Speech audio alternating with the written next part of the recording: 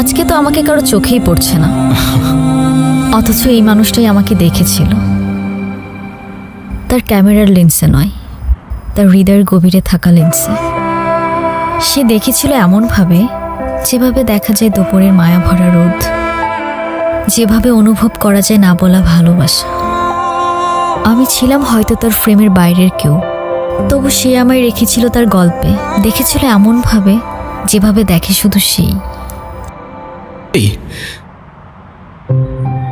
এই তুমি এই কথাগুলো কিভাবে জানলা? তুমি এখনো ঘুমাওনি? ঘুম আসছে না।